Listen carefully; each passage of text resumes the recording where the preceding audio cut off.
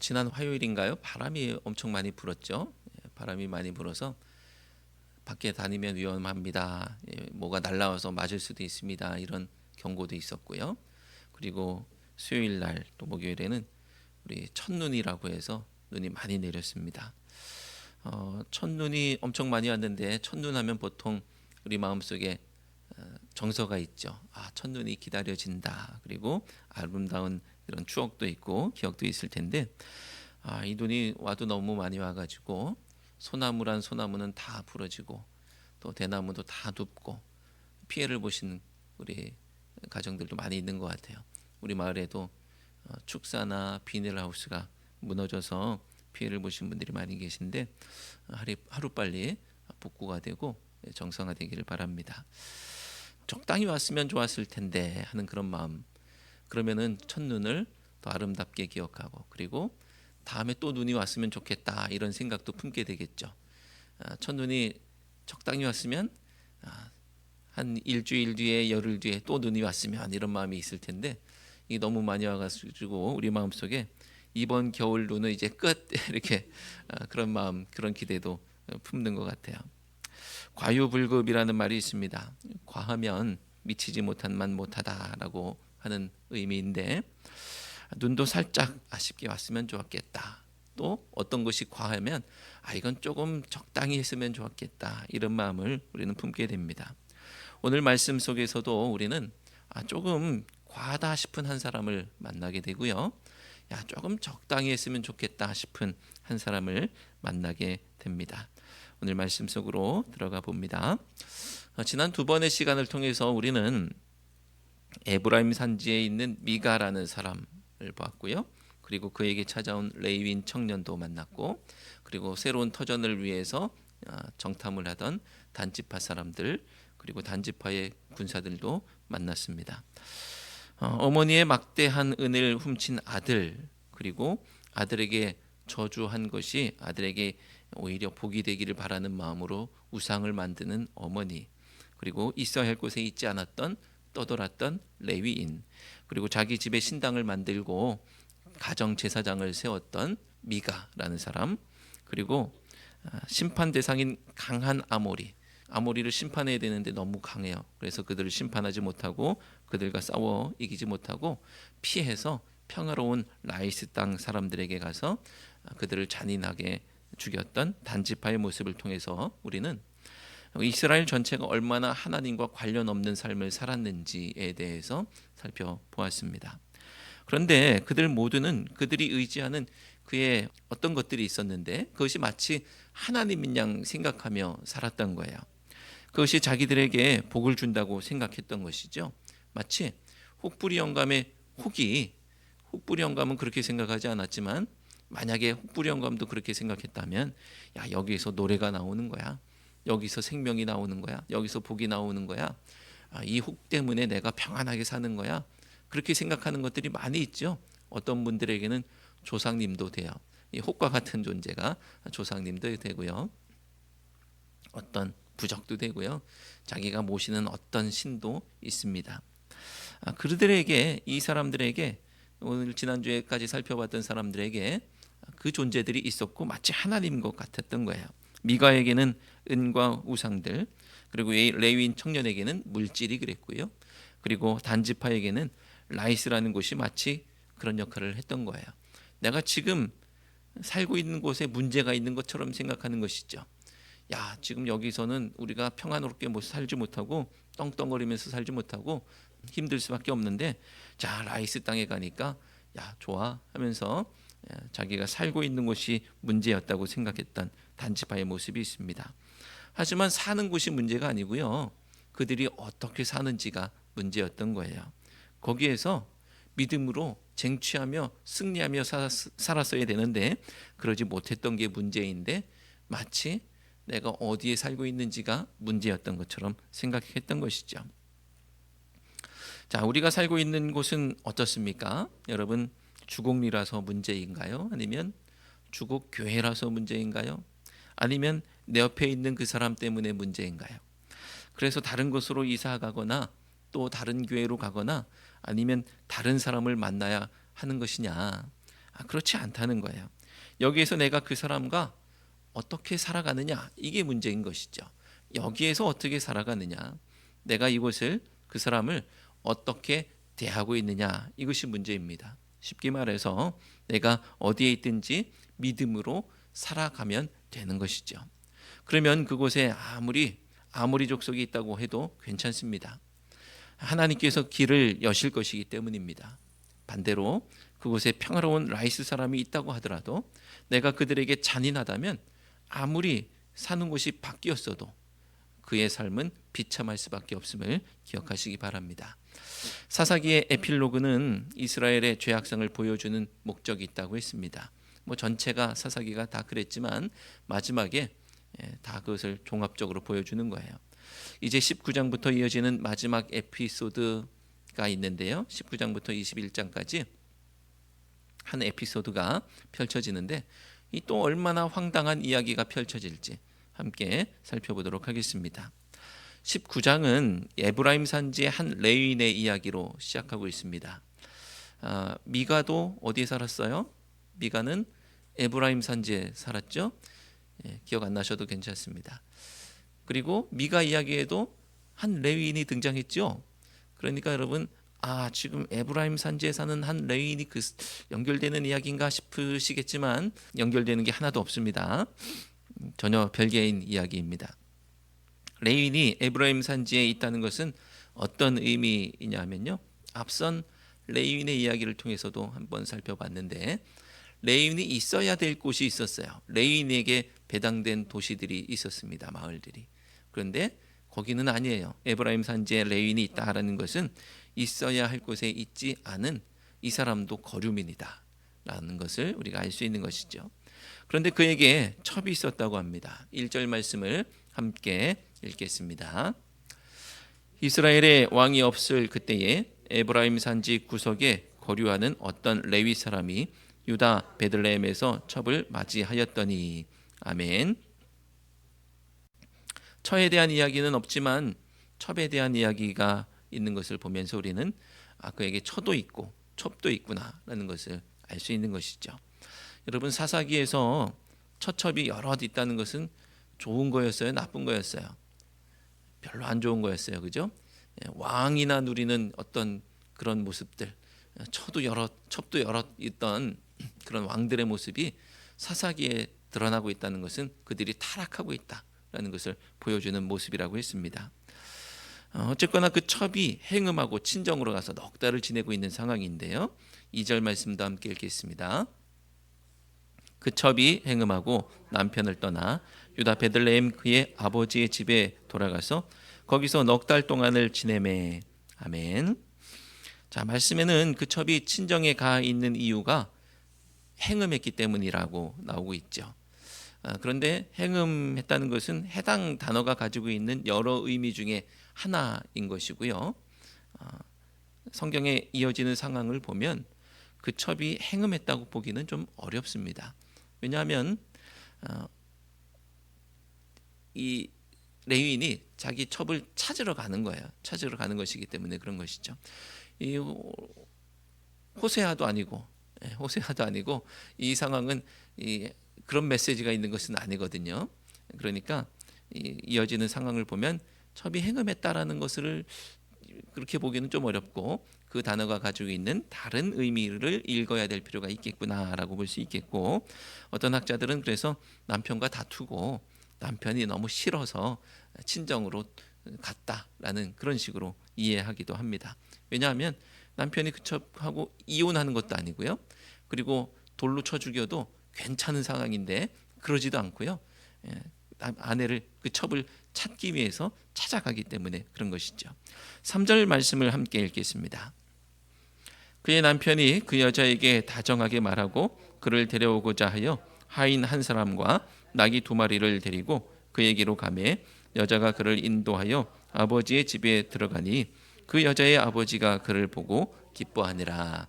아멘. 여러분, 만약에 여러분이 부부 싸움을 하고 아내가 집을 나가서 친정에 가 있으면 어떻게 하시겠습니까?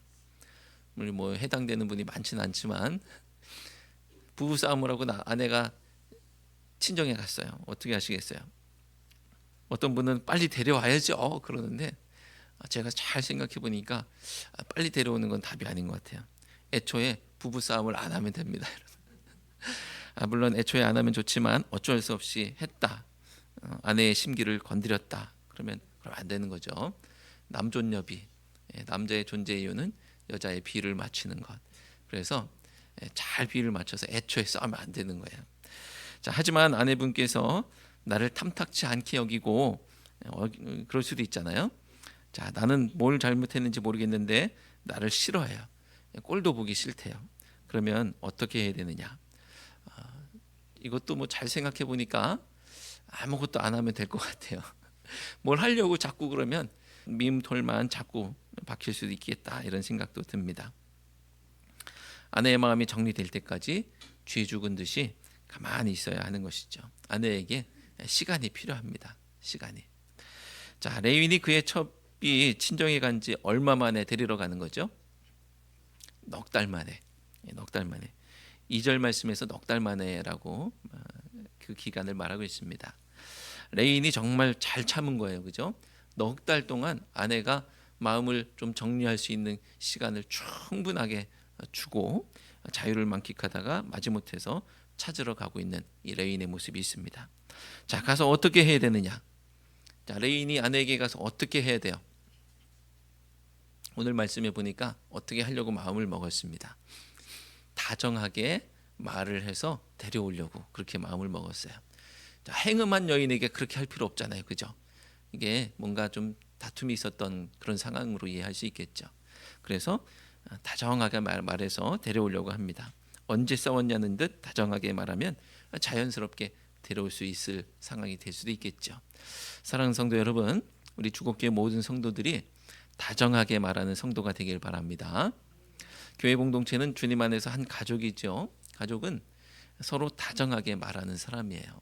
때로는 가족에게는 사납게 말하고 가족 아닌 사람들에게만 다정하게 말할 때가 있는데 아니에요. 반대예요. 반대. 최소한 가정 안에서는 서로 다정하게 말하고 물론 바깥에서도 다정하게 말해야 되겠죠. 자, 그럼 가족 아닌 남에게 다정하게 말해야 되느냐? 당연하죠. 그렇게 말하는 게 좋죠. 그리스도인은 모두가 다정하게 말해야 됩니다. 그러면 마음이 풀리고 그리고 마음에 평안이 임하고 다시 사랑할 수 있는 거예요. 여러분, 이 레위인이 왜 다정하게 말하려고 했는지 그렇게 작정했는지 기억하십니까? 오늘 말씀해 보니까 왜 다정하게 말하려고 했어요? 데려오려고. 그죠? 데려오려고 다정하게 말하는 거예요. 데려올 거 아니면 다정하게 말 안 해도 괜찮겠죠?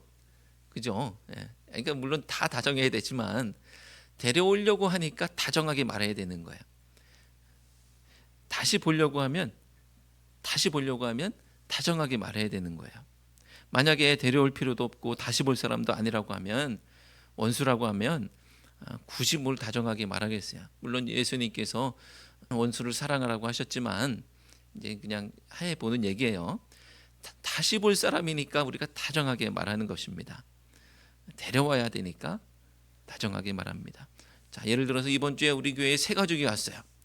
새 가족이 왔어요. 그러면 다음 주에 또 보고 싶어요? 아니면 다음 주엔 안 보고 싶어요? 또 보고 싶죠. 그럼 어떻게 돼야 돼요? 다정하게. 왜냐하면 또 봐야 되니까, 또 보고 싶으니까, 데려와야 되니까 다정하게 얘기해야 됩니다. 그러면은 다정하게 말하면 다음 주에 볼 수 있는 확률이 상당히 높아집니다. 이번 주에 누가 왔는데 다정하지 않게 말하면 다음 주에 또 볼 확률이 현저하게 떨어지게 될 수밖에 없겠죠. 그러니까 다정하게 얘기해야 되는 것입니다. 새 가족이 와도 강 건너 불구경하듯 그리고 째려보고 그리고 오든지 말든지 그냥 그렇게 바라보면 다음 주에 볼 확률이 상당히 희박해집니다. 우리말 성경에 다정하게 말한다라고 하는 이 표현은 직역을 하면 마음에 말한다라는 표현이에요. 마음에 말한다. 다정하게 말하는 건요, 마음에 말하는 거래요. 사랑하는 성도 여러분, 우리 주곡교회 모든 성도들이 마음과 마음으로 만나고 우리의 말이 겉을 맴도는 아주 퉁명스러운 말 또는 방패로 막아야 하는 날카로운 말이 아니라 상대의 마음에 꽂히는 따뜻하고 다정한 말 되어서 마음이 활짝 열려서 결국 우리 주곡교회 공동체가 천국 공동체가 되는 놀라운 일들이 우리 모두에게 있기를 주님의 이름으로 축원합니다. 에브라임 산지로부터 베들레헴의 처가에 이르렀을 때 장인이 기뻐하며 레인을 맞이했죠. 문전박대하거나 또는 냉대한 것이 아니라 환대하는 모습을 볼 수가 있습니다. 4절 말씀을 통해서 장인이 사이를 위해서 의뢰하듯 3일 동안 환영잔치를 하는 모습을 볼 수가 있죠. 4절 말씀을 함께 읽겠습니다. 그의 장인 곧 그 여자의 아버지가 그를 머물게 하매 그가 3일 동안 그와 함께 머물며 먹고 마시며 거기서 유숙하다가. 아멘. 그런데 이어지는 5절부터 9절까지의 말씀을 보면 환대의 일반적인 어떤 수준을 넘어서는 장인의 모습을 볼 수가 있습니다. 넷째 날 아침에 떠나려고 하니까 붙잡아서 좀 더 있다 가라고 하고, 넷째 날 오후에 떠나려고 하니까 하룻밤 자고 가라고 하고, 그리고 또 다섯째 날 아침에 떠나려고 하니까 좀 몸 좀 추스리고 오후에 가라고 하고, 오후에 다시 가려고 하니까 야 다음 날 가라고 하고, 이렇게 계속 가려고 하면은 잡아 세우고 가려고 하면 잡아 세우고 4번이나 그렇게 가려고 하는 사람을 잡아 세워서 마음을 좀 초조하게 만드는 그런 상황이 펼쳐집니다. 왜 이 2번 떠나는 모습을 보이느냐 하면요, 베들레헴에서 에브라임 산지까지 반나절 정도 걸리는데 한낮을 피하는 거예요. 아침 일찍 출발해서 한낮을 피하는, 뜨거운 태양빛을 피하고, 그리고 저녁에는 늦게 출발하면 밤에 위험한 요소들이 있죠. 그런 것들을 피하기 위해서 아침 일찍 출발하든지 아니면 한낮의 저 더위를 잠깐 피한 다음에 출발하는 그런 상황이 되는 것입니다. 간다고 할 때 한 번 잡는 건 이해할 수 있죠. 그런 마음 이해되죠. 한 번 잡을 수 있습니다.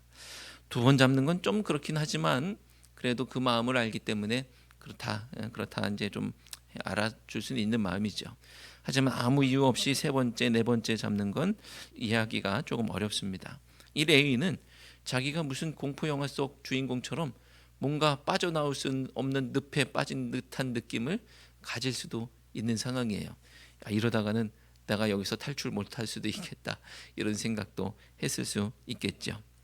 그래서일까요? 레위는 빨리 떠나야겠다는 생각, 여기 빨리 탈출해야 되겠다는 생각, 그래서 도망치듯 처갓집을 뛰쳐나옵니다. 10절 말씀을 함께 읽겠습니다. 그 사람이 다시 밤을 지내고자 하지 아니하여 일어나서 떠나 여부스 맞은편에 이르렀으니 여부스는 곧 예루살렘이라. 안장 지운 낙이 2마리와 첩이 그와 함께 하였더라. 아멘. 하지만 장인 때문에 무조건 떠나야 한다는 마음에 제대로 된 이성적인 합리적인 판단을 하지 못한 거예요. 시간을 잘못 선택했어요.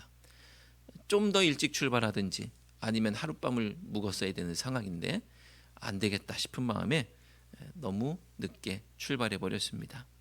반나절 거리의 에브라임 산지에 가기 전에 해가 기울게 되는 거예요. 그러니까 목표한 지점까지 가지 못한 상황에서 어떤 판단을 해야 되는 상황이 되어버렸습니다. 11절 말씀을 함께 읽겠습니다. 그들이 여부스에 가까이 갔을 때에 해가 지려하는지라. 종이 주인에게 이르되 청하건대 우리가 돌이켜 여부스 사람의 이 성읍에 들어가서 유숙하십시다 하니. 아멘.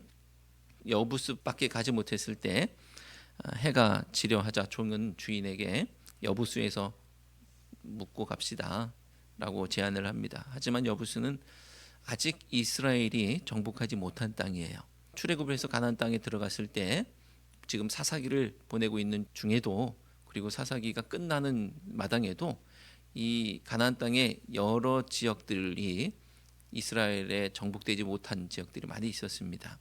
여부스 같은 경우도요, 언제 정복됐느냐 하면요, 다윗이 온 이스라엘의 왕이 되고 여기를 수도로 삼게 되죠. 정복해서 이제 예루살렘이 되는 것입니다. 그러니까 그때까지도 여부스는 정복되지 못한 땅이었던 거예요. 그러니까 레위인이 도착한 여부스는 아직 이방인 사는 땅, 레위는 그곳이 안전하지 않다라고 판단을 한 것이죠. 베냐민 지파가 완전히 정복한 기브아로 가자, 이렇게 생각할 수밖에 없는 상황입니다. 12절 말씀을 함께 읽겠습니다. 주인이 그에게 이르되 우리가 돌이켜 이스라엘 자손에게 속하지 아니한 이방 사람의 성읍으로 들어갈 것이 아니니 기브아로 나아가리라 하고. 아멘. 기브아는 여부스에서 한 8km 정도 떨어진 곳입니다. 그러면 우리의 걸음으로, 우리가 걸음이 1시간에 4km나 5km 정도 된다고 하지 않습니까? 그럼 2시간 정도 걸리는 거리구나라는 것을 짐작할 수 있죠. 그러면 여부스에서 해가 지려고 해요. 그러면은 기브에 가면 해가 오히려 더 솟진 않잖아요. 완전히 져버리는 겁니다. 깜깜한 밤이 되어서 기브아에 도착할 수밖에 없는 상황이죠. 자, 이제 더 갔다가는 안전을 장담할 수 없는 어려운 상황이 됩니다. 그 상황에 기브아에 도착하고 거기에 묵게 되는 것이죠. 14절 말씀을 함께 읽겠습니다. 모두 앞으로 나아가더니 베냐민에 속한 기브아에 가까이 이르러 해가 진지라. 아멘. 이제 이 이후의 상황에 대해서는 다음 시간에 살펴보겠지만, 기브아에서 레위인의 일행은 엄청난 난처한, 난처라는 단어가 무색하죠. 엄청난 어려움을 겪게 됩니다. 장인의 지나친 환대만 아니었다면 여정을 무리하게 시작하지 않았을 텐데 하는 아쉬움이 있습니다. 과유불급이라고 했는데 환대해 주는 것은 정말 좋았지만 너무 지나쳐서 환대가 더 이상 환대가 아닌 상황이 되어버렸죠. 레위는 과한 환대가 오히려 부담스러웠습니다. 레위인의 입장에서는 거기서 계속 묵을 생각이 아니었고, 어차피 첩을 데리고서 빨리 가려고 생각했는데 주객이 전도된 상황이 마음에 불편했던 것이죠.